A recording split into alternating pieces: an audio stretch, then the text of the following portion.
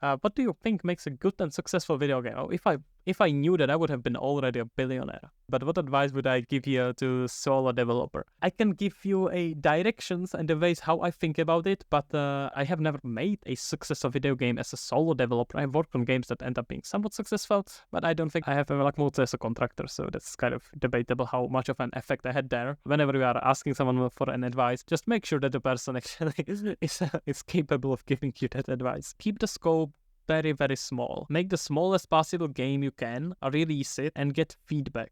Based on that feedback, iterate on the game, make it better together with your audience, with the people that like it, and just make another game that's slightly bigger in scope. You have a lot more experience, and try to make games as these iterative improvements. So you make the smallest possible version, you get a lot of people to play it, you get their feedback, you improve it, you add a lot more of your ideas, and then you do that again and again and again. But you still want to collect a lot of feedback from actual players, people who will actually play it. You kind of need to get their feedback and their ideas. That's what I would do. Keep the project small. Especially if it's your first game, don't work on it more than like 3 months. That's the absolute top. Ideally, start with a game jam that's over the weekend, and then slowly keep increasing it. The next game you always make a little bit longer. I'll increase the scope a little bit. Don't end up in a game making like a 20 years or something, but like increase the scope a little bit, make it a little bit more complex. Maybe team up with other people. May not be a bad idea. Maybe some people are better at things that you need help with, like art, and maybe you are better at programming, which you can help them with. Teaming up is not bad at all. Solo developers has a bunch of disadvantages and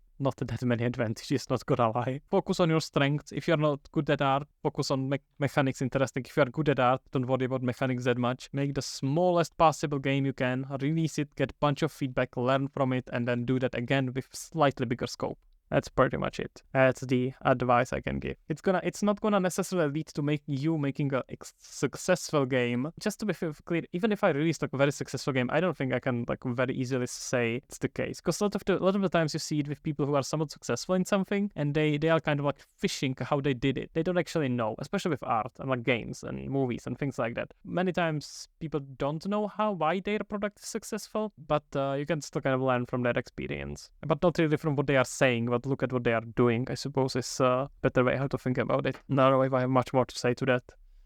Make sure that you actually have people who are interested in it. So, like, don't make a game because you think it's cool. Well, of course, you should make a game also because you think it's cool. But try to find a overlap between what you think is cool and what people actually want. It's important to try to find a way how to learn that people are actually interesting. That's also why you do that all that playtesting. Because if you like make a small version of the game, you made it in a month or so, then you give it to some players and everyone is like, okay, this is shit, I hate it. You may have done something that's not worthwhile continuing. Or it could be that you did not manage to communicate your idea well. That's usually the case, by the way. It's not necessarily that your idea is bad. It's just that you don't know how to communicate it. Your skill is not good enough at it. That's why you want to make in very small games, and then as you make more games, you kind of increase your skill. And what to focus on is to increasing your skill as a game developer rather than on making the game. That's a main mindset shift that I would kind of recommend thinking about, and maybe doing that if you think that's helpful to you.